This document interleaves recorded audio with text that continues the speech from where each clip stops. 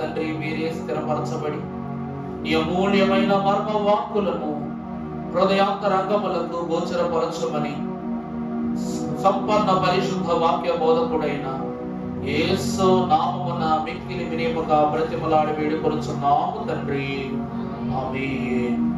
తన పాద పద్మముల యొద్దకు చేరి వచ్చి తన పరిశుద్ధ వాక్య అనుభవములోనికి ప్రవేశించిన మనకు తండ్రి దేవుని యొక్క పరలోక మర్మములను అనుగ్రహించి దీవించును గాక. ఆమేన్.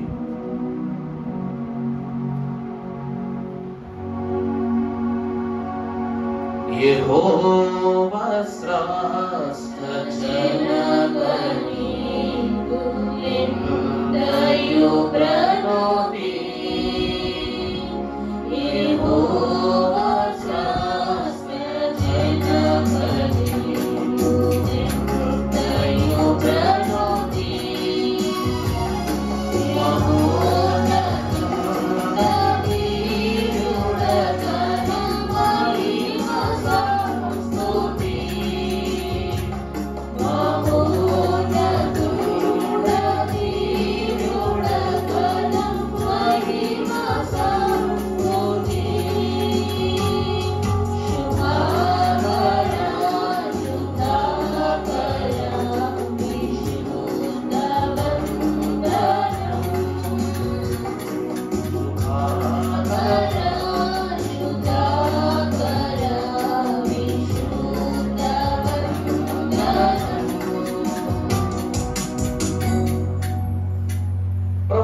దేవుని ప్రియబిడ్డలారా, చదువుబడిన వాక్య భాగములో ఈ పరిశుద్ధ వచనములలో భక్తులు దైవ సంపన్నులైన దైవ ఆశీర్వాదమునకు కారణభూతునిగా దేవుని చేత ఏర్పాటు చేయబడి అనగా పరిశుద్ధాత్మ చేత ఏర్పాటు చేయబడిన పరిశుద్ధులకు మత్తయి గారు వ్రాసిన ఈ సువార్త పాఠ్య భాగమును తలంచుకొనుటకు ముందు రెండు ప్రాముఖ్యమైన విషయములను మనము ప్రభు వాక్యము ద్వారా చూడవలసి ఉంది.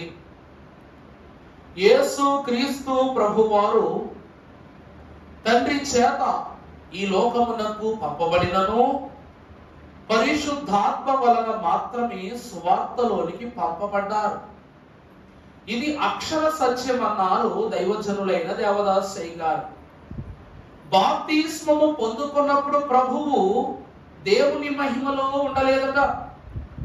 ఎప్పుడైతే పరిశుద్ధాత్మ ద్వారా అడవిలోనికి నెట్టివేయబడి పరిశుద్ధాత్మ పూర్ణులై దైవ సహవాస శక్తితో తిరిగి వస్తూ ఉన్నారో అప్పుడే ఎవరిని శిష్యులుగా ఏర్పాటు చేసుకోవాలి, ఈ మొట్టమొదటి సూచక క్రియ ఎక్కడ చెయ్యాలి, దేవుని సువార్త ఏ ప్రాంతాలకు అందించాలి అనే ఒక తలంపు పరిశుద్ధాత్ముడు ప్రభువును కలిగించారు.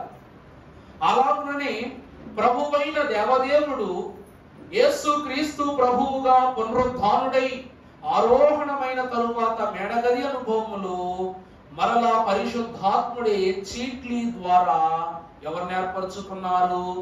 మత్తయి గారిని ఏర్పరచుకున్నారు. అక్కడ పరిశుద్ధాత్మ ఏర్పాట్లు కనబడుతూ ఉన్నాయి.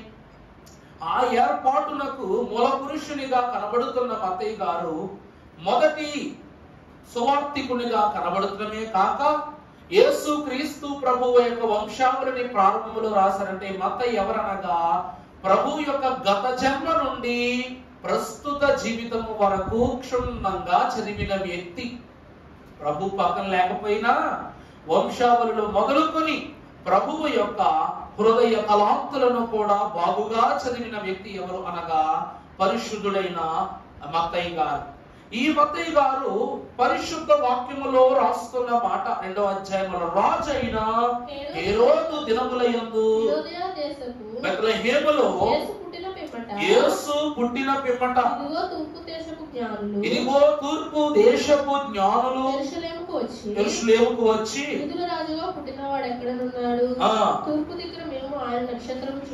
తూర్పు దిక్కున ఉన్న మేము ఆయన నక్షత్రమును చూచి చాలండి. ప్రభునందు దేవుని ప్రియబిడ్డలారా, వాక్య స్థానమునందు నిలిచి ఉన్న మీ అందరకును ఈ వాక్యములో ఉన్న కొన్ని విషయాలు లోతుగా తెలుసుకోవలసిందిగా మనవి. కారణం ఏమిటంటే వాక్యములో హేరోదు అంటే ఒక్క హేరోదు మాత్రమే లేడు. హేరోదు అనగా ఒక్క హేరోదు మాత్రమే అనుకోకూడదు. బాప్తిస్మం ఇచ్చిన యోహాను శిరస్సును ఖండించిన హేరోదు వేరు. అలాగే యేసు క్రీస్తు ప్రభువు వారి యొక్క జన్మకాలములో శిశువులను చంపించిన హేరోదు వేరు.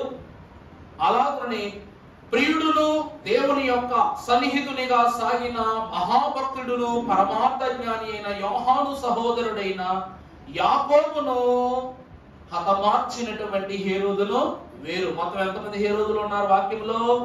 3 హేరోదులు. మరొక క్రమంగా చూపిస్తాను. మొదటిగా మత్తయి సువార్త 2వ అధ్యాయం 1వ వచనం చదివిన మాటలో, రాజు అయిన హేరోదు దినములు. ఈ హేరోదు పేరు పెద్ద హేరోదు, అందరికంటే మొదటివాడు. ఈయన ఎవరండి? మొదటివాడు అన్నమాట. ఆ తర్వాత మీరు చూస్తే రెండవది అంతిపా హేరోదు. ఆయన వచనమును మనం చూసినట్లయితే మార్కు సువార్త 6వ అధ్యాయం 14వ వచనంలో మనము ఈయన యొక్క పరిచయాన్ని మనం చూస్తాం. ప్రసిద్ధమాయను గనుక రాజైన హేరోదు ఆయనను గూర్చి విని బాప్తిస్మం ఇచ్చు యోహాను మృతులలో నుండి లేచి ఉన్నాడు గనుక అతని యొక్క అద్భుతములు క్రియరూపములో వచ్చున్నవని చెప్పాను. చాలండి. ఇతను ఎవరు అంటే అంతిపా హేరోదు. ఇక ఆఖరి వ్యక్తి హేరోద్ ఫిలిప్పోస్. ఆఖరి వ్యక్తి ఎవరండి? హేరోదు ఫిలిప్పోస్. ఈయన గురించి అపోస్తలుల కార్యముల గ్రంథం 12వ అధ్యాయము ప్రారంభములో రాయబడుతూ ఉంది. ఈయన గురించి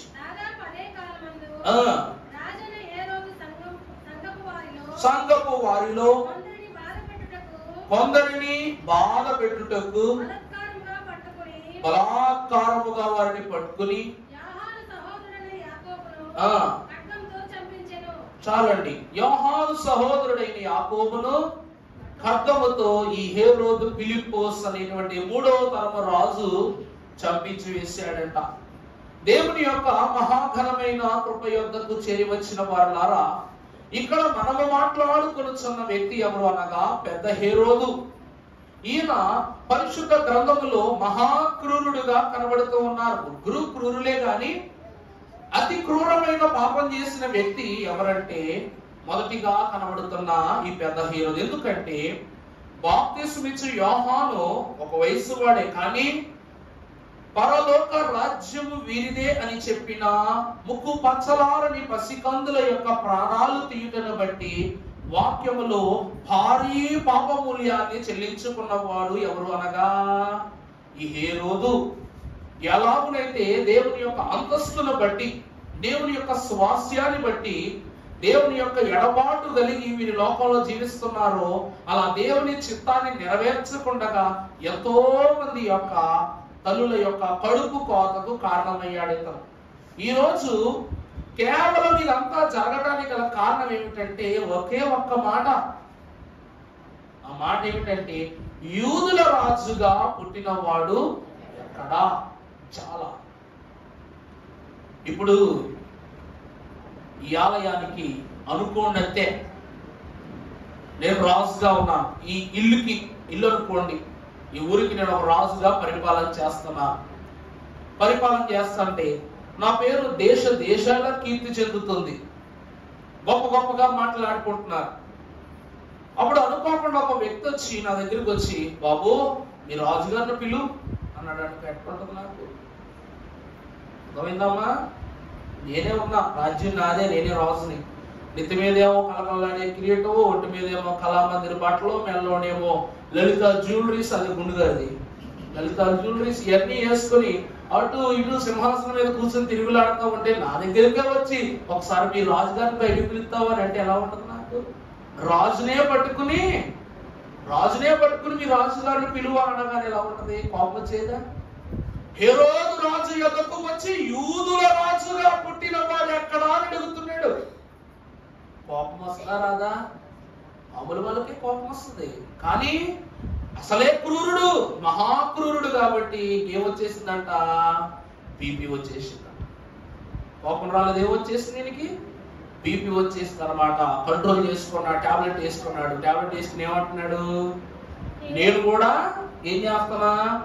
ఆయన గురించే చూస్తున్నా, ఈ రాజు ఎవరో, ఈ సంగతి ఏంటో చూడాలని వాళ్ళందరికీ చెప్పగానే మీరు వెళ్ళి ఆయన జాడను చూసి, మీరు ఎలా వచ్చారని అడగగానే, మేము తూర్పు దేశము వైపు ప్రయాణము చేస్తూ ఒక తూర్పు చుక్కను ఆనవాళ్ళుగా మార్చుకుంటూ ఇక్కడికి వచ్చాము. ఎందుకంటే ఈ దేశము యొక్క రాజు ఎక్కడ పుడతాడు? రాజమందిరంలోనే పుడతాడు కాబట్టి మేము ఇక్కడికి వచ్చామన్నారంట. లేదు, ఆయన ఇక్కడ లేడు, ఆయన ఎక్కడ ఉన్నాడో మీరు జాడ తెలుసుకున్నారు చెప్పండి అన్నారంట. ఈ మాటలన్నిటి గల కారణము యూదుల రాజుగా పుట్టినవాడు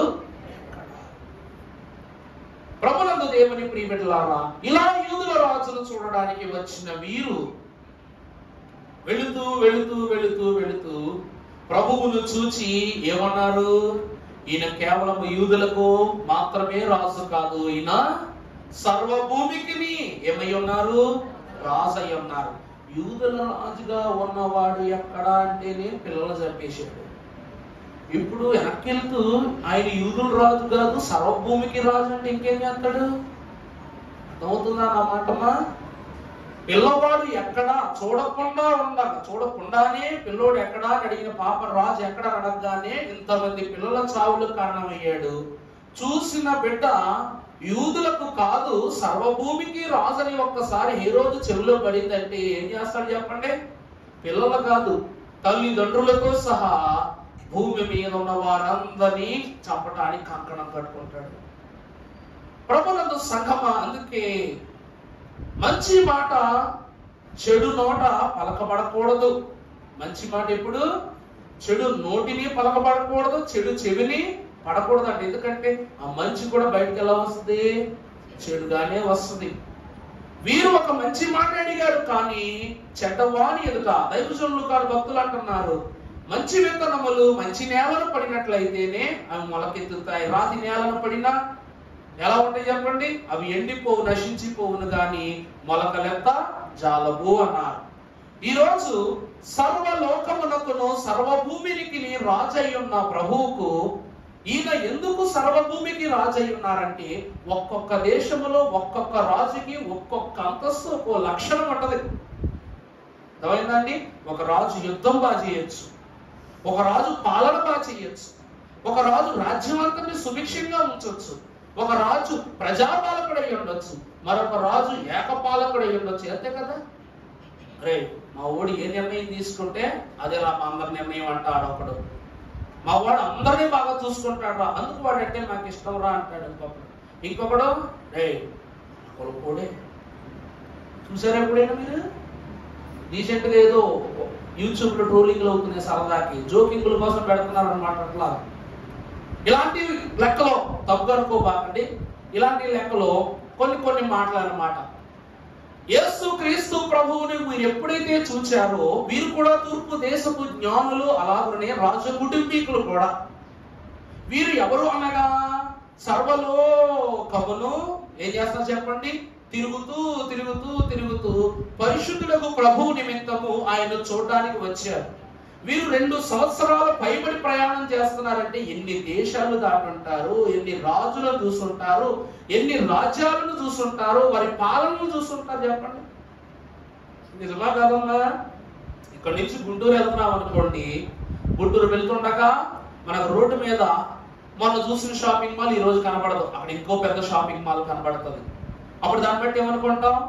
అప్పటి ఏలూరులో లేదండి, అప్పటి గుంటూరులో లేదండి, అప్పటి విజయవాడలో లేదండి అంటే. అలా ఈ రాజులు కూడా ఒక రాజ్యంలో చూసిన గొప్పతనం మరో రాజ్యంలో చోట్ల అక్కడ ఇంకా ఘనతగా ఉంది. వీటన్నిటినీ చూస్తూ వచ్చి ప్రభువు ఎదుట ఎప్పుడైతే వీరు ఆగారో అక్కడ ఏం చూశారట? అందరి రాజులలో ఉన్నటువంటి సులక్షణములు, అందరి రాజులలో ఉన్నటువంటి వైభవము, అందరి రాజులలో ఉన్నటువంటి శౌర్యము ఎవరిలో కనబడుతుంది? వారు రాజులను బట్టి దేశములకు గొప్ప కావచ్చు, కానీ ఈయన సర్వభూమికి ఏమై ఉన్నారు? రాజై ఉన్నారు. కారణము ఈయనెవరు? సర్వసులక్షణధారి, శ్రీ సర్వసులక్షణధారి,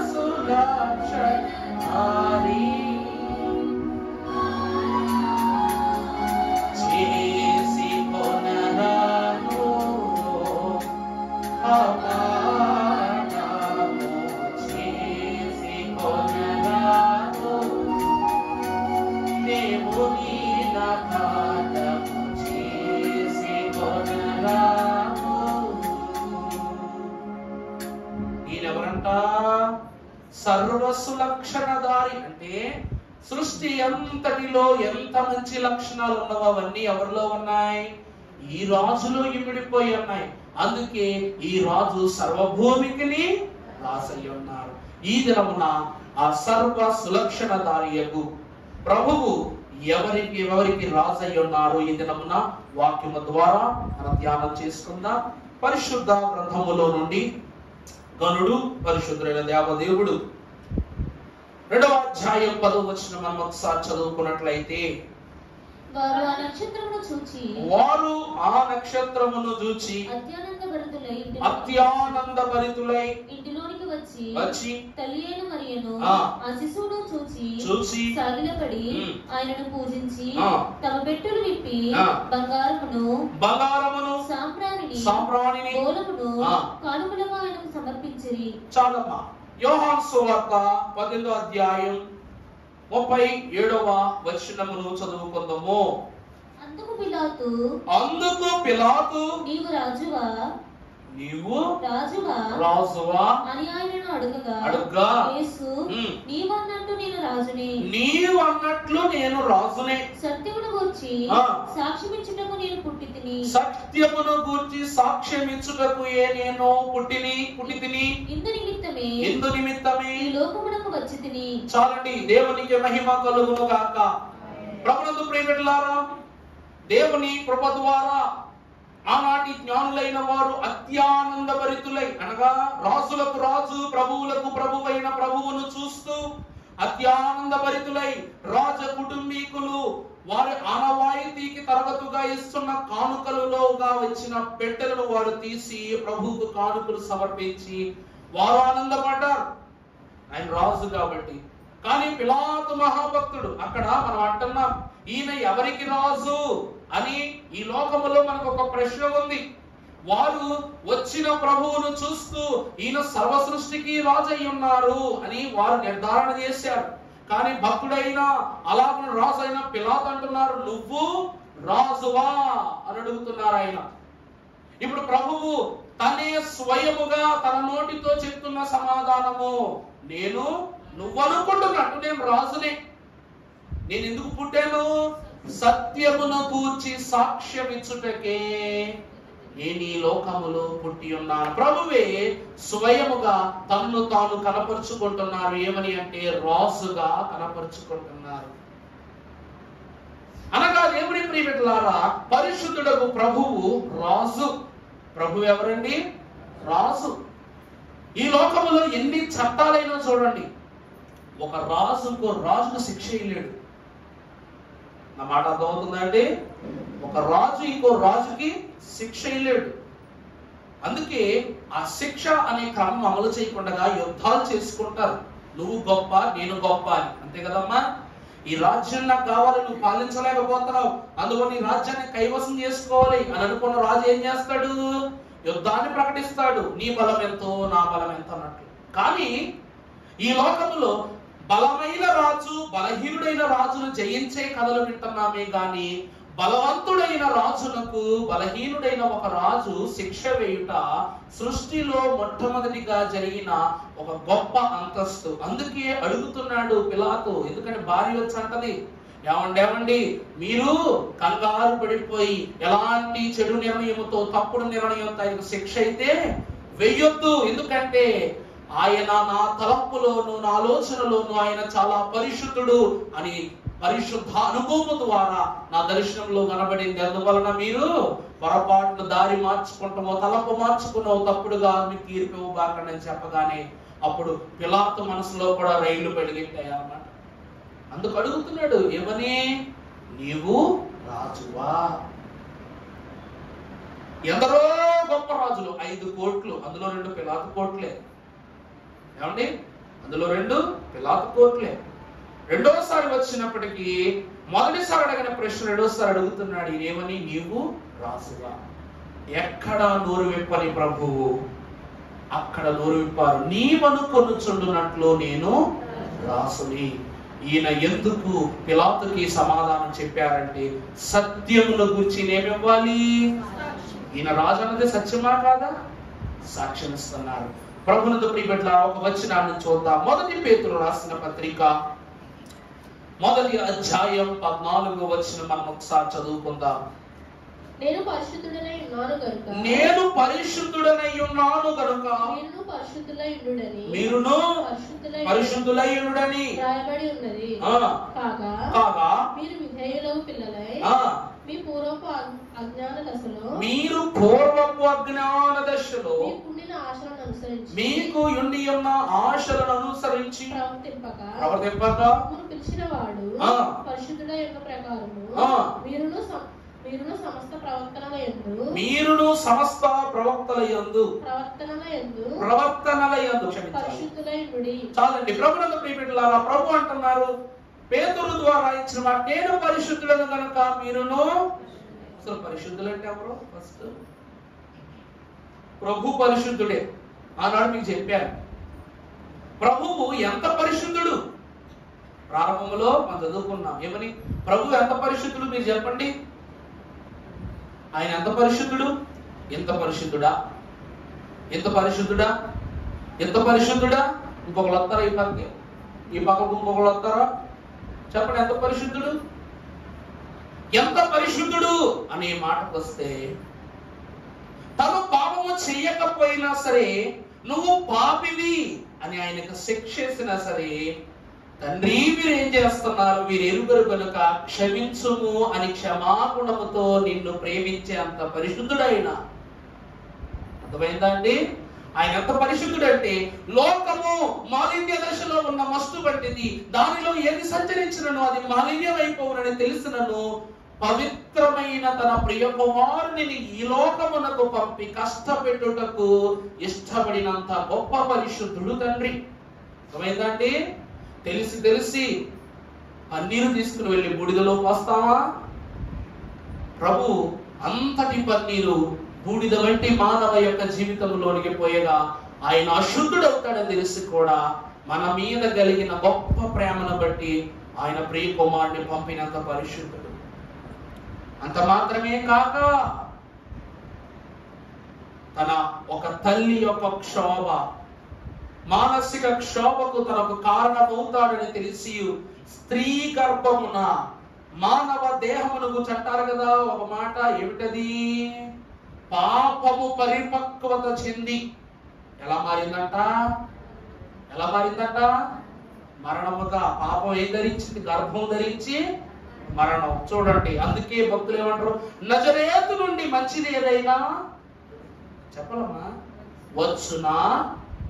నజరేతు నుండి పాపము, అందరూ ఏమంటున్నారు? నజరేతు నుండి మంచిది ఏదైనా. కన్య మరియ యొక్క గర్భములో ఉన్న బిడ్డలు కూడా మంచిది కాని స్థితిలో ఉన్నదని వాక్యము సంబోధిస్తూ ఉన్నది. అలాంటిది మానవ రూపములో, మానవుని యొక్క గర్భములో తానే ఒక శిశువుగా ఉండి రక్త మాంసములు గలవాడై తన రక్త మాంసములలో పాలిభాగస్తులను చేసుకునే అంత గొప్ప పరిశుద్ధుడు మన ప్రభువు.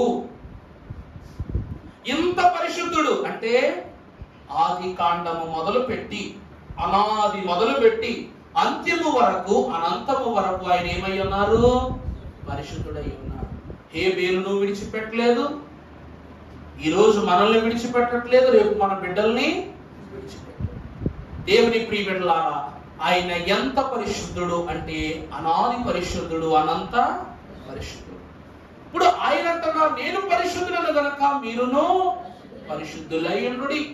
అసలు పరిశుద్ధులంటే ఎవరు అనగా, యోహాను సువార్త 8వ అధ్యాయము 47వ వచనమును మనం ఒకసారి చదువుకున్నట్లయితే, దేవుని సంబంధి అయిన వాడు దేవుని మాటలను వినును. మీరు దేవుని సంబంధులు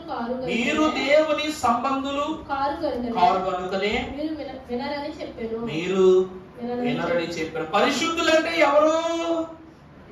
పరిశుద్ధులంటే ఎవరమ్మా? ఈరోజు నువ్వు క్రైస్తవుడు అబ్బాయి అని ఎవరన్నా అడిగారు అనుకో, నువ్వు క్రైస్తవుడు అని రుజువు ఎలా చూపిస్తావు? చెప్పండి. పరిశుద్ధ గ్రంథాన్ని చూపిస్తే. అర్థమైందా? నీ నడకలో, నీ పడకలో, నీ మాట తీరులో, నీ పద్ధతిలో, నీ విధానములో కూడా ఏం కనబడాలి? వాక్య అనుభవం కనబడాలి. వాక్యము శరీరమైనట్లు శరీరము కూడా ఏమైపోవాలి? వాక్యమైపోవాలి. అలా ఉంటే నువ్వు పరిశుద్ధుడివి. పరిశుద్ధులంటే ఎవరనగా దేవుని సంబంధులు. చదువమ్మ మాట. దేవుని సంబంధి అయిన వాడు దేవుని మాటలను వినును. మీరు దేవుని సంబంధులు కారు. మీరు దేవుని సంబంధులు కారు కనుకనే మీరు వినరని చెప్పాను. మీరు వినరని చెప్పాను. దేవుని ప్రియబిడ్డలారా, ఎవరు దేవుని మాట విని దేవునితో బంధుత్వములు స్థిరపరుచుకుంటారో వారెవరనగా పరిశుద్ధులు. అనగా అయ్యగారు రాస్తూ ఉన్నారు, వినుట, విశ్వసించుట, ఆజ్ఞకు విధేయులవుట, ఈ పనులు 3 చేయువారు పరలోక. అంటే మనం ఏ సంబంధులము? పరలోక సంబంధులము, పరిశుద్ధ జనాంగమైన వారము గనుక ఈయన ఎవరికి రాజు అంటే పరిశుద్ధులందరికీ రాజు. మొట్టమొదటగా ఈయన ఎవరు? పరిశుద్ధులందరికీ రాజు. నేను పరిశుద్ధుడను గనుక, అంటే ఈ రాజు పరిశుద్ధుడు గనుక తన ప్రజలు కూడా ఏమై ఉండాలి? పరిశుద్ధులై ఉండాలి. మొదటి అంతస్తు. రెండవదిగా మీరు చూసినట్లయితే పరిశుద్ధ గ్రంథములో నుండి కీర్తనల గ్రంథం 24వ అధ్యాయము 9వ వచనము మనం ఒకసారి చదువుకున్నట్లయితే, గుమ్మములారా మీ తలలు పైకెత్తుకొనుడి, మీ తలలను పైకెత్తుకొనుడి, పురాతనమైన తలుపులారా మహిమగల రాజు ప్రవేశించినట్లు, మహిమగల రాజు ప్రవేశించున్నట్లు లేవనెత్తుకొనుడి. మహిమగల ఈ రాజు ఎవడు? మహిమగల ఈ రాజు ఎవరు? సైన్యములకు అధిపతియగు యెహోవాయే. సైన్యములకు అధిపతియగు యెహోవాయే. ప్రభునందు ప్రియబిడ్డలారా, చాలమ్మా, థాంక్యూ. ప్రభు వాక్యము సెలవిస్తూ ఉంది, ఆయన పరిశుద్ధుడు కనుక మనమును పరిశుద్ధులై ఉండాలి. అందుకు బట్టి ఆయన పరిశుద్ధులకు రాజు. ఇక్కడ పరలోక అంతస్తును బట్టి దైవజనులు కీర్తనకారుని మాటలను బోధిస్తున్నారు. ఏమని అంటే, ఈ మహిమగల రాజు ఎవరు? గుమ్మములారా మీ తలలు పైకెత్తుకోండి, అలాగుననే పురాతనమైన తలుపులారా మహిమగల రాజు ప్రవేశిస్తూ ఉన్నారు, మిమ్మును లేవనెత్తుకుని. వాక్యం సెలవిస్తుంది ఈయన రెండవదిగా ఎవరనగా మహిమగల రాజు. అసలు మహిమ అంటే ఏంటి?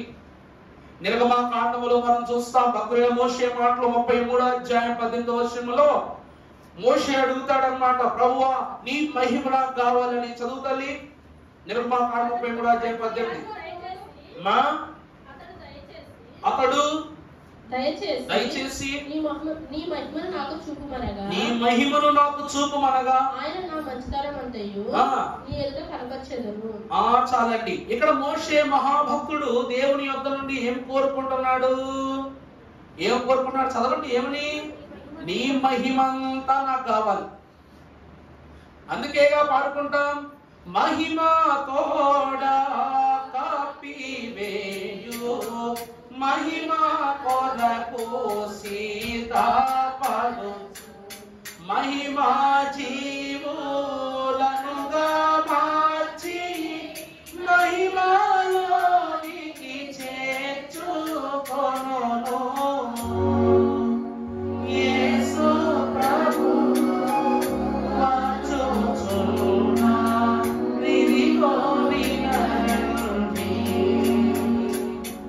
మహిమ తోడ కప్పివేయు. మోషే గారి యొక్క హృదయ అంతరంగమైనటువంటి ప్రార్థన, ప్రభువును నీ మహిమ నాకు అందించిన ఆయన, చూపించిన ఆయన అడుగుతున్నారు.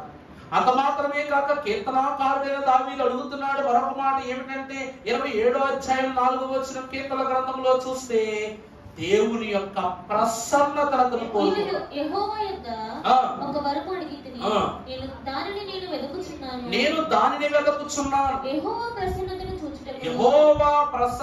చూచుటకు ఆయన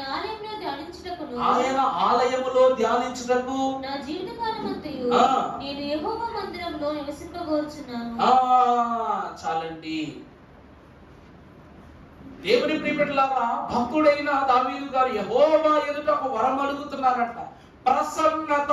యెహోవా యొక్క ప్రసన్నత. ప్రసన్నత అంటే ఏంటి? దేవునిని ప్రసన్నం చేసుకోవడం అంటే ఏంటమ్మా?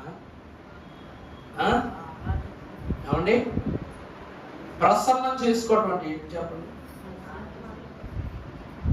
మోషే గారు దేవుని మహిమను కోరుకున్నారు, మహిమ. అలాగే దావీదు కూడా దేవునిని ప్రసన్నం చేసుకుంటున్నాడు. రెండూ మహిమ కాదా? రెండూ మహిమ కాదమ్మా? చెప్పండి, అలా చూస్తారేంటి?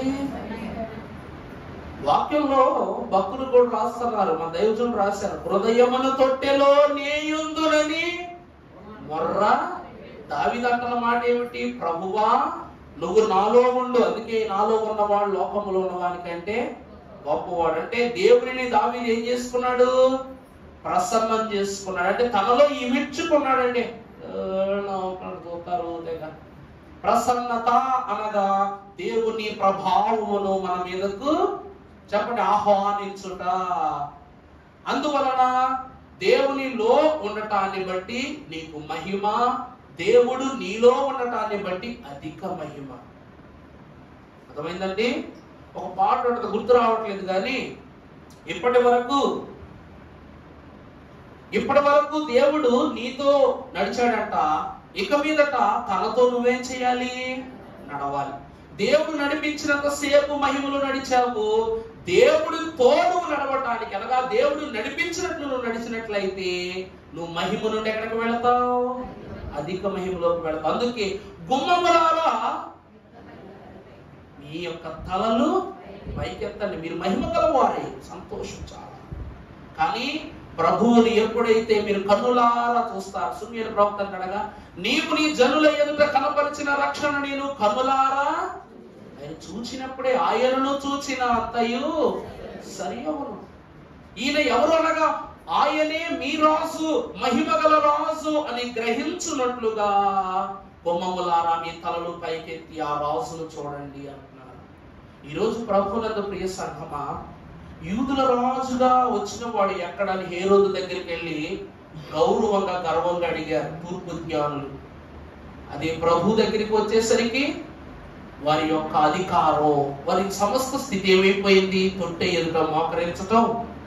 వారి యొక్క గౌరవము, వారి ప్రతిష్ట, వారి అధికారం అంతయు ప్రభు యొక్క మోకరించడం బట్టి ప్రయాణము చేసిన వారు తార యొక్క మహిమతో వచ్చారు. వారు పశువుల పాకలోనికి వెళ్ళి తిరిగి వచ్చేటప్పుడు దేవుని ప్రసన్నత వారి మీదకు రాగా అధిక మహిమతో వారు బయటకు వచ్చినట్లుగా మనం చూస్తున్నాం. ఈయన ఎవరంట?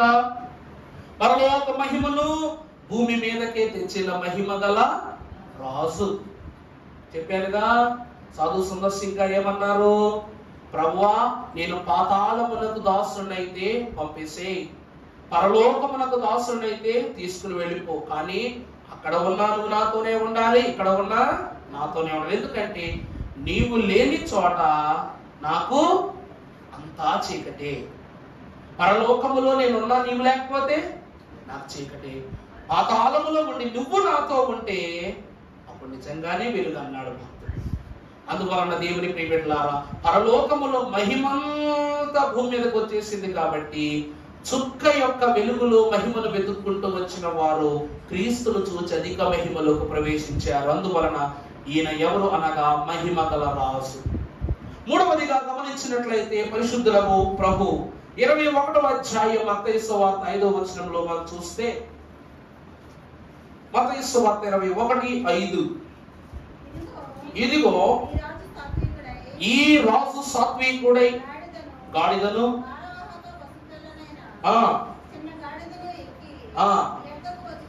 చిన్న గాడిద పిల్లను ఎక్కి ఆయన మన యొద్దకు వస్తున్నారని చెప్పుడు. ప్రభువునందు ప్రియబిడ్డలారా, ఈయన మూడవదిగా ఎవరికి రాజు అనగా సాత్వికులకు రాజు. సాత్వికుడు అనగా సౌమ్యము గలవారు. ప్రభువు ఏం గలవారు అంటే సౌమ్యము గలవారు. కారణం ఏమిటి అంటే ప్రభువునందు ప్రియబిడ్డలారా, ఇక్కడ ప్రభువు ఎక్కితే మహాబలమైన దిట్టమైన గాడిదను ఎక్కాలి, కానీ ప్రభువు ఒక గాడిద పిల్ల మీద ఎక్కారు. మనం అనుకోవచ్చు ప్రభువు ఆ గాడిద పిల్లను ఎంత భారం పెడుతున్నారు, ఎంత శోధన పెడుతున్నారు అని కొంతమంది అనుకుంటున్నారంట. దారంట వచ్చేవాళ్ళు ఇంతటి బలమైనటువంటి గార్ధము అంటే దాని పిల్లలు తీసుకురామన్నారు ఏంటి ప్రభు అంటే, ప్రభునందు ప్రియబిడ్డలారా, ఈ గాడిద పిల్ల ఆదాము అవ్వలకు సాదృశ్యమై ఉన్నదంట. ఈ గాడిద పిల్ల ఎవరికి సాదృశ్యమైనది? ఆదాము అవ్వలకు సాదృశ్యమైనది. కారణం ఏమిటంటే, ఆదాము అవ్వలైనటువంటి వారు యవ్వన వయస్సులో జన్మనెత్తినను వారు పసిపిల్లల మనస్తత్వము గలవారి. వారెవరండి? పుట్టడం అయితే యవనస్తులుగా పుట్టారే గాని ఏది మంచో ఏది చెడో తెలియని పశు మనస్సులు కలిగిన వారు. అందుకే ఈ పాపలైన ఆదాము అవ్వల యొద్దకు పాము వచ్చి వీరిని ఏం చేసింది? పాపములో గెంటేసింది అనమాట. రాసుకుంటే రాసుకోండి. పాపలు అంటే పాప ప్లస్ పాము అంటే అంటే పాపము. పాప పాము కాదు. పాప ప్లస్ పాము అంటే పాప పాము కాదు, పాపము. వీరిని ఏం చేసిందంట? ఈ పాము చెడ్డ మాటలు చెప్పి వారి మనస్సు మార్చి పాపములో గెంటేసింది. ఆ పసి మనస్సులైనటువంటి వారి యొక్క అంతస్తుకు సూచనగా ఈ గార్ధబొమ్మను ప్రభువుకి, అంటే దాని అర్థం చెప్తున్నారు వినండి. అప్పటి నుండి ఏదేను అనే సన్నిధిలోనికి ఆదాము వల్ల ప్రభు రానిచ్చారా? రానివ్వలా. అలాగే గొర్రెలను తీసుకెళ్తారు ఆలయంలోకి బలి ఇవ్వడానికి, పక్షులను తీసుకెళ్తున్నారు, ఆవులను తీసుకెళ్తున్నారు, గేదెలను తీసుకెళ్తున్నారు, అన్నింటినీ తీసుకెళ్తున్నారు. కానీ గాడిదని ఎవరైనా తీసుకెళ్లారా ఎప్పుడైనా లోపలికి? చెప్పాలమ్మా, చెప్పాలి. ఎందుకు తీసుకెళ్ళలేదు? గుర్రం వేసుకుని వెళ్ళొచ్చు ఆలయంలోకి, ఆవులు వేసుకుని వెళ్ళొచ్చు, దూడలు వేసుకుని వెళ్ళొచ్చు, పక్షులు తీసుకెళ్ళొచ్చు, గొర్రెలు అన్నింటినీ పలికిస్తారు. కానీ గార్ధబాన్ని ఎందుకు ఎవరు? అది నిషేధింపబడిన రాయి కనుక. అది ఎందుకంట? నిషేధింపబడింది. అందుకే ఆదాము అవ్వలైనటువంటి వారు ఏదేను నుండి నిషేధింపబడ్డారు కనుక లోకం ఆనాటి నుండి వారిని ఏం చేస్తూ ఉంది? నిషేధిస్తూనే ఉందన్నమాట. నిషేధింపబడిన రాయే చివరికి ఏమైంది? దానినే ఎక్కి ప్రభు ఎక్కడికి వెళ్ళారు? ఒక్కరు ఆపారా? దైవ వాక్యాన్ని బట్టి గమనించి ఈయనెవరు అనగా, అప్పటి నుండి ఆదాము అవ్వలైన వారు దేవుడు ఎప్పుడు ఆశీర్వదిస్తే అప్పుడే మేము ఆయన ప్రేమను పొందుకుంటామని ప్రభులో సాగారంట. కానీ ఎప్పుడు తప్పు చేయలే. ఆ తర్వాత మీరు చూడండి, ఆదాము అవ్వలు చనిపోయేంత వరకు కూడా దేవుడు ఒక మాట అన్నట్టు గాని, లేకపోతే ఒక తప్పిదం జరిగినట్లు గాని మనం ఎక్కడా వాక్యములో చదువుకోం. చేసింది ఒకటే తప్పు. ఆ తప్పును చక్కదిద్దుకోవడానికి లైఫ్ టైం పట్టింది వాళ్ళకి. అప్పటి నుండి వంశావళంతటిని సాత్వికులుగానే స్థిరపరచుకున్నాడు దేవుడు. ఇలాంటి సాత్వికుడైన ప్రభువు గార్ధవాసినుడై యెరూషలేము దేవాలయములోనికి వెళ్ళి తన అంతస్తును కనపరుచుకున్నాడంట. ఇప్పుడు రాజయ్యున్న ప్రభువును మోయుచున్న ఈ గార్ధవము రాజులెక్కే గుర్రము కన్నా గొప్పది. అందుకే ఈయనెవరనగా సాత్వికులకు రాజు.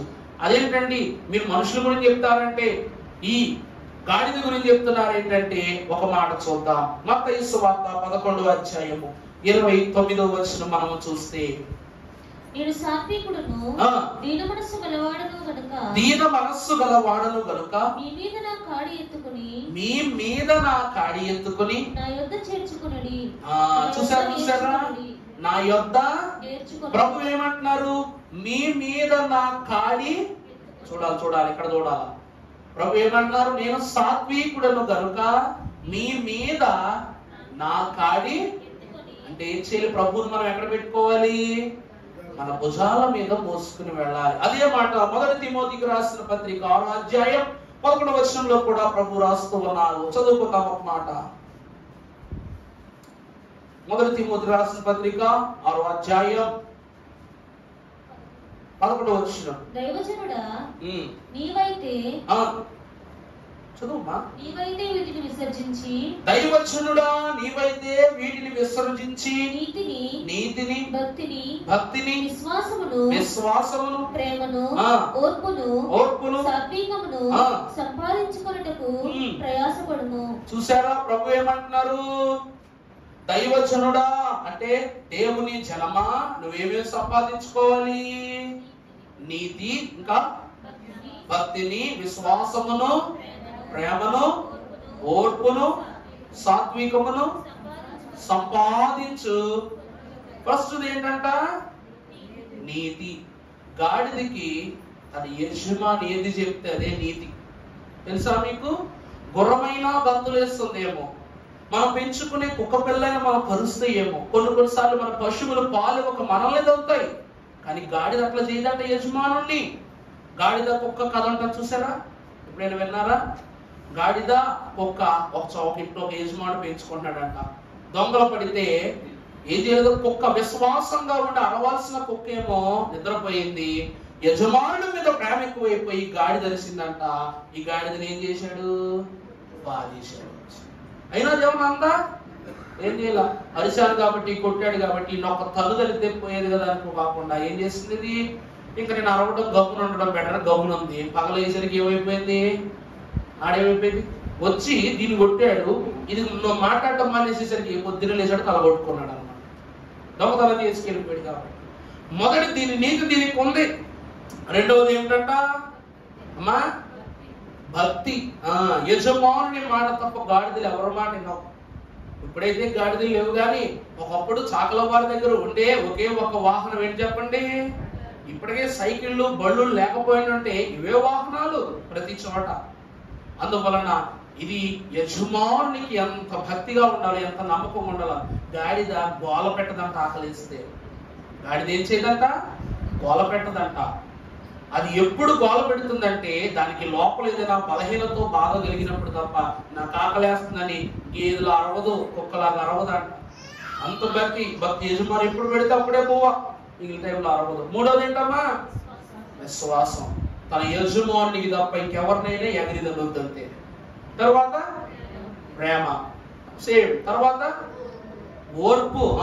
ఎంత ఓర్పు అంటే బస్తాలు బస్తాలు బస్తాలు దాని మీద పెడతా ఉంటాడు. ఆ ప్రభావం అని చెప్పేసి ఏం చేస్తుంది, గుర్రం మీద ఒక 5-6 ఎక్కారంటే గుర్రం ఏం చేస్తే ఇలా పైకి ఎత్తగానే మొత్తం పడిపోతారు. గేదె మీద కూడా అలా ఎక్కామంటే అది ఈసిరేస్తుంది, ఈ కుక్క మీద ఎక్కకూడదులేండి, చచ్చిపోతుంది. కానీ గాడిద ఎట్లాగంట? బరువు పెట్టే కొలది దాని శక్తి కొలది తట్టుకుంటదంట. శక్తికి మించిందైతే నేల కూలిపోతుంది, కానీ వాటిని విసిరి కొట్టదంట. ఎప్పుడైనా చూసారా? ఇటో మూట అటో మూట కట్టేసి ఇలా వేస్తారు గాడిదలకి. దాని బరువుకు తగ్గట్లుగా దాని ఎంత బలాన్ని, దాని బరువుకు మించి 2 రెట్లు బరువు అది మోస్తుందంట. గాడిదకు లక్షణం. ఎందుకంటే గాడిద బలము కాళ్ళలోనే. గాడిద బలం ఎక్కడంటే కాళ్ళలోనే.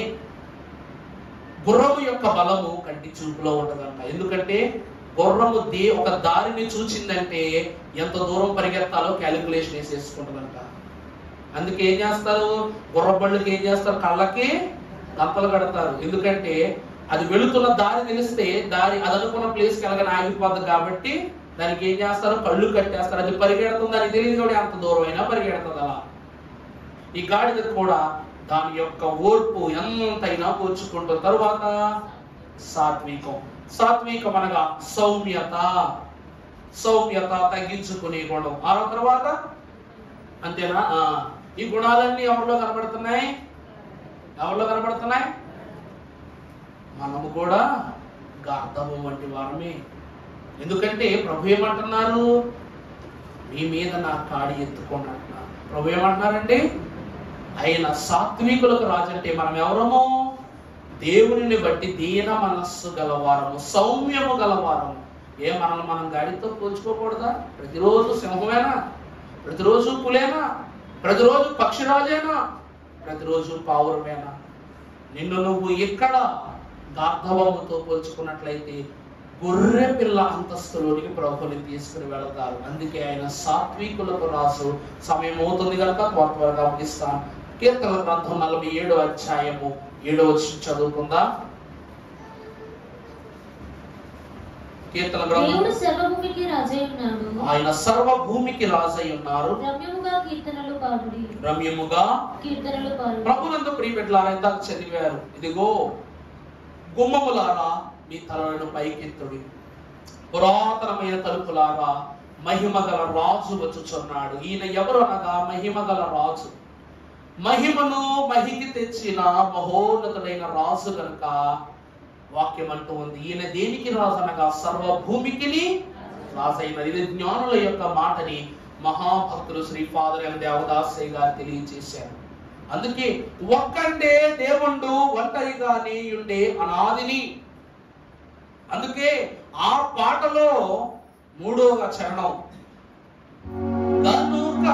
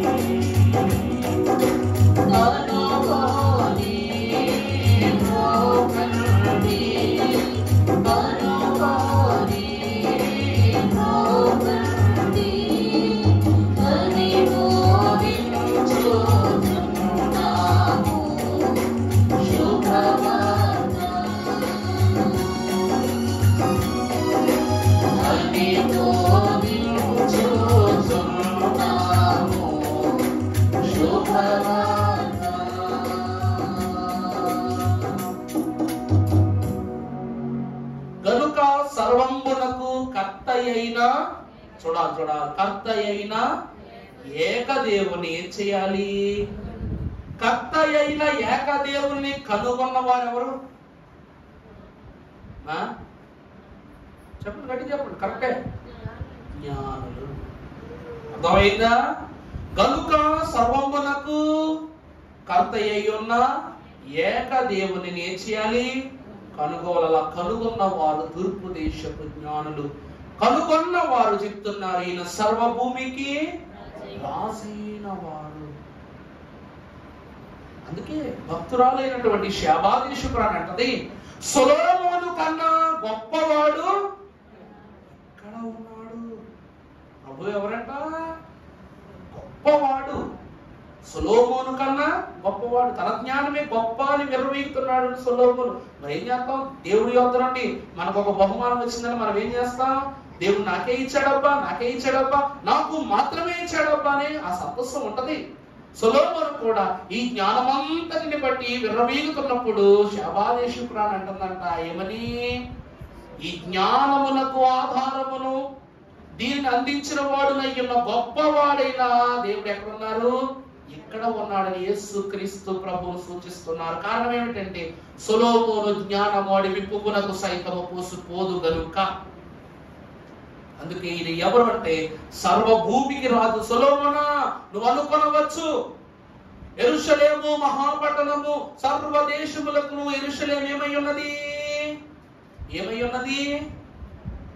సర్వదేశములకు యెరూషలేము ఆభరణమై ఉన్నది. యెరూషలేము దేశాన్ని సొలొమోను తన జ్ఞానంతో కలపరితమైన ఆభరణంగా తయారు చేసినట్టు. అంటే ఒక స్త్రీ యొక్క మంచి దుస్తుకి, మంచి చీరకి, మంచి ముఖవచ్చుకి అందాన్ని ఇచ్చేది ఏమిటంట? నెక్లెస్. ఏమిటండి? ఆభరణం, నెక్లెస్ అన్నమాట. కానీ ప్రభు వాక్యాన్ని బట్టి తెలియజేస్తుంది శాబాదేశురాలు, నువ్వు ఆభరణమంత అంతస్తుతో యెరూషలేమును నిర్మాణము చేశావు గాని ఈ ఆభరణాన్ని ధరించి శిరస్సు ఏదైతే ఉన్నదో దానిని బట్టి దీని అందం చందం. అంతే కదండి? శిరస్సు లేకపోతే దీన్ని ఏమంటారు? మొండెము అంటారు. శిరస్సు అయ్యున్న ప్రభువును బట్టి నీ ఆభరణమునకు ఏమై ఉన్నది? విలువ. అందుకే ఆడవాళ్ళు ఏం చేస్తారు? అక్కడికి వెళ్ళగానే, షోరూములకు వెళ్ళగానే తలలు ఉండవు, గొలుసులకి ఏముండవు, గోల్డ్ షాప్ లో తలలు ఉండవు, మెడకేస్తాడు అన్నమాట గొలుసు బొమ్మకి. మనం అనుకుంటూ ఉంటాం గొలుసు, ఫేసు, మెడ, ఈ మూడే అర్థం. ఇక్కడ ఊరు కనబడిలా పెడతాడు, అంతే కదండి అర్థం. అది తీసుకొని అదేవంటి ఇదేవంటి ఆ బొమ్మకు సూట్ అవ్వండి, ఈ ముఖమునకు సూట్ అయినట్లుగా మంచి నెక్లెస్ కొనుక్కునేసుకుంటాం. అట్లాగనే భక్తుడు అంటున్నారు ఏమని అంటే సొలొమోను కన్నా గొప్పవాడు. క్రీస్తు సంఘమునకు ఏమై ఉన్నారు? ఈ శిరస్సు అయ్యున్న సంఘమునకు, యెరూషలేమును ధరించుకొని ఉన్న సంఘమునకు క్రీస్తు శిరస్సుగా ఉన్నట్లయితే అప్పుడు దాని యొక్క ఆకర్షణ ఎంతో ఘనము. సర్వభూమికి క్రీస్తు అనగా, సర్వభూమి అనగా సర్వ క్రైస్తవ మహిమ సంఘమునకును ప్రభు ఏమై ఉన్నారు? శిరస్సు అయి ఉన్నారు. ఆ రాజయ్యున్న క్రీస్తు ఎక్కడున్నారు చెప్పండి? పశువుల తొట్టెలో ఉన్నారని చెప్తున్నారు. ఈయన ఎవరనగా సర్వభూమికి. ఐదవదిగా ఆఖరి మాట చూద్దాం. పరిశుద్ధ గ్రంథంలో నుండి సర్వజ్ఞాన సంపన్నుడు పరిశుద్ధుడైన యెషయా గ్రంథము 32వ అధ్యాయము 1వ వచనమును మనం చూసినట్లయితే, ఆలకించుడి రాజు నీతిని బట్టి, ఆలకించుడి రాజు నీతిని బట్టి రాజ్య పరిపాలన చేయును. అధికారులు న్యాయమును బట్టి ఏలుదురు. మనుష్యుడు గాలికి మరుగైన చోటు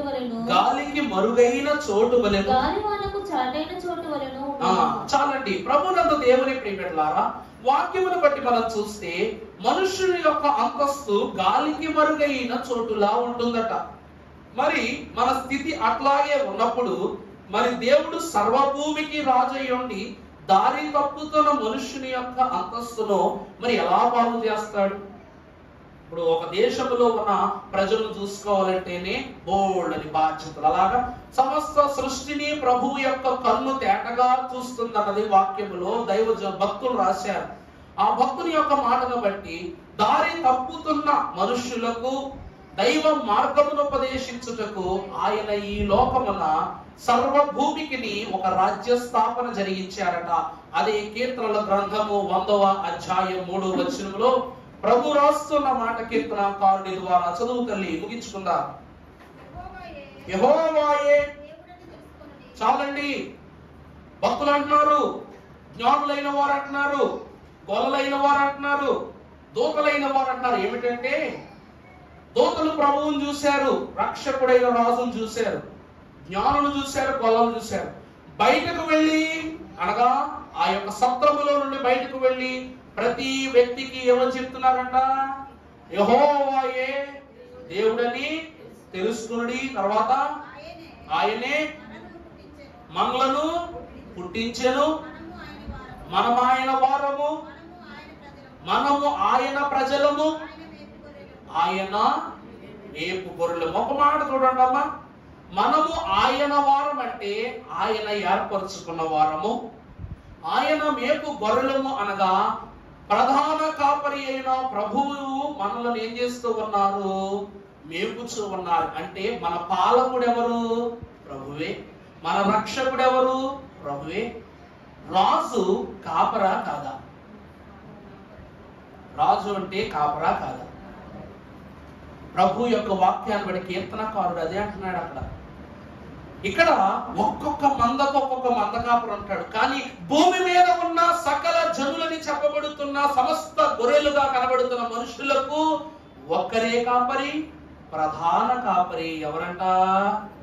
యేసుక్రీస్తు ప్రభు. ఈ 5 మాటలు మనము చూస్తే ఆయన పరిశుద్ధులకు రాజు. రెండవది మహిమగల రాజు. మూడవది సాత్వికులకు రాజు. నాలుగవది సర్వ భూమికి రాజు. ఈ 4 అంతస్తులు కలిగిన రాజు కనుక హేరోదు దగ్గరికి మాట చెప్పి ఆయన పరిశుద్ధులకు రాజు అంటే ఆ పరిశుద్ధుడు ఒప్పుకుంటాడా? చెప్పండి. అసలు పరిశుద్ధత లేనుడు ఒప్పుకుంటాడా? ఒప్పుకోడు. రెండవది ఆయన ఎవరు? మహిమగల రాజు. నీకు మహిమ అసలు శుద్ధే లేదంటే మహిమ గురించి మాట్లాడే ఛాన్సే లేదని అతని దగ్గరికి వెళ్ళి ఈయన జన్మవార్తలు చెప్తే హేరోదు తక్కువవాడా? సాత్వికుడు అంటారా? ఇవి రెండు లేనివాడు సాత్వికుడు ఎట్లా అవుతాడు? హేరోదు ఆఖరి దినము వరకు కలువిప్పు లేనివాడే. అందుకే అంటున్నారు, కనీసము ఈ హేరోదు అయినా తోడేలుగానే పనిచేశాడు, కానీ రాబో దినములో ఈ హేరోదు వంటి వారు గొర్రె చర్మములు కప్పుకుని వస్తారంట, సాత్వికుల్లా వస్తారంట. గమనించండి అంటున్నారు ప్రభు. మూడవది సర్వభూమికి రాజంటే యూదుల రాజు అంటేనే చంపేస్తారు, అంతమంది చంపేశాడు. ఇక సర్వభూమికి రాజు అంటే ఒప్పుకొని కూడా ఒప్పుకోడు అన్నమాట. ఇప్పుడు నా మాటగా ఆయన మీకు ఏ రాజు? ఆయన మనకు ఏ రాజు? పరిశుద్ధులుగా ఉన్న మనకు రాజా? సాత్వికులైన మన రాజా? మహిమగల మన రాజా? సర్వభూమికి రాజా? మా అంటే మీది ఊరేనా? ఈ లోకమేనా? ఈ లోకమేనా? చెప్పారా? ఈ పాస్టర్ గారితో ఏది మాట్లాడినా సరే తీసుకొచ్చి మమ్మల్ని ఇరికిస్తాడు అనుకుంటారో ఏమో బహుశా. ప్రియబిడ్డలారా, మనకైన రాజు కాదు, మనకైన వరుడు. గమనించండి, మనకైన వరుడు. నువ్వు రాణి వరుసలో ఉన్నావు, ఆయన రాజు వరుసలో ఉన్నాడు. అంటే మనకు ఆయన వరుడు, మనము ఆయనకు వధువు. అందుకే దేవుని ప్రియబిడ్డలారా, మన తండ్రి గారు ఒకటే మాట అన్నారు, ప్రభువు మనకు ఎలా రాజు అంటే ఎస్తేరుకు అహర్సరోసు ఎలాగో, ఎస్తేరుకు అహర్సరోసు ఎలాగో మనకు మన ప్రభు అలాగంట. పోలిక చేస్తున్నాడు అనుకోవద్దండి, ఎందుకంటే అహర్సరోసు క్రూరుడే, కానీ ఎస్తేరు మీద ఎంత గౌరవంతో రాజా అంగుళీకాన్ని అధికారాన్ని చేతిలో పెట్టాడు. ప్రభువు కూడా తన పరలోకపు అధికారాన్ని ఎవరికి ఇచ్చారట? వధువుకి ఇచ్చారంట. అందును బట్టి ఆయన ఎవరు అనగా పరలోక మహిమ చేత మనందరినీ ఆకర్షించుచున్న ప్రియుడైన ప్రభువు. అందుకే ఎస్తేరుకు ఇక రాజ్యములో సగం నీకు ఇచ్చేయమంటావా అంటాడు రాజు. రాజ్యం సగం నీకు ఇచ్చేయమంటావా అంటూనే వద్దొద్దొద్దు, నా భోజనం తింటే చాలంటాడు. ఎప్పుడైతే ఆ బిడ్డ విందు తిన్నాడు, రాజ్యము సగం కూడా కానీ రాజ్యాధికారం మొత్తం తీసుకెళ్లి నీ ప్రార్థన అనే హృదయ శుద్ధి కలిగిన విందుతో నీ ప్రభువును నువ్వు ఆకర్షిస్తే, ఎందుకంటే ప్రియులారా, పశువుల తొట్టిలో ఉన్న ప్రభువును నువ్వు జీవాహారంగా భుజించావు, బలం వచ్చింది. ఈ బలముతో తండ్రిని మహిమపరిచామనుకో, నీ శోకములు, నీ ఆందోళనలు ఏవైతే ఉన్న వాటన్నిటిని ప్రభు తొలగిస్తారు. పరలోక అధికార అంతస్తులు ఎవరు కూర్చోబెడతారు? పేతురుకు పరలోక తాళపు చెవులు ఇచ్చారు. గేటు దగ్గర అధికారం తందే, కానీ మనకి అధికారము పరలోకము మీద పెత్తందారికారం. తాళాల గుర్తు తీసుకుని పెట్టుకుంటారు. ఆడవాళ్ళు పెద్ద తాళాలు గుర్తిస్తారు. జమీన్ కుటుంబాలు చూసారు ఎప్పుడైనా? ఇక్కడ పెట్టుకుంటారు అన్నమాట తాళాలు. అంటే ఇంటి పెత్తనం అంతా ఎవరిది? ఆడవాళ్ళది కాదండి బాబా, కోడళ్ళదే. ఆడవాళ్ళది కాదు, కూతురు కూడా ఎవరో తాళాలు గుర్తు ఎవరికి ఇస్తారంట? ప్రభువు కూడా మనకు అటువంటి పెత్తనమును లేక అధికారమును దయచేయనట్లు ఈ మహిమ గల రాజు యొక్క మహిమ కాంతి తండ్రి మనపై ప్రకాశింపచేయును గాక. పరిశుద్ధుడా స్తోత్రములు. తండ్రి, యూదుల రాజుగా పుట్టిన వారిని కనుగొనిన జ్ఞానులు ధన్యులయ్యారు. పరలోక వరుడవైన నిన్ను కనుగొన చూచుచున్న ఆత్మీయ అంతస్తులో ఉన్న మమ్ములను నీవును నీ ఆత్మ వరము చేత ఆకర్షించుకొని పరమ జీవాంతస్తులోనికి మమ్మల్ని నడిపించి నీవే మహిమ ఘనత కీర్తి ప్రభావములు పొందుకొనమని పరమ జ్ఞాన సంపన్నుడును శక్తిమంతుడు ముక్తి దాత అయిన యేసు నామమున మిక్కిలి వినయముగా బ్రతిమలాడి వేడుకొనుచున్నాము తండ్రి. ప్రభు ఈ క్రిస్మస్ ఆనంద కాంతి మాసం యొక్క శాంతి, నీతి, సునీతి మీ అందరికి దయచేసి దీవించును కాక. సంతోషము.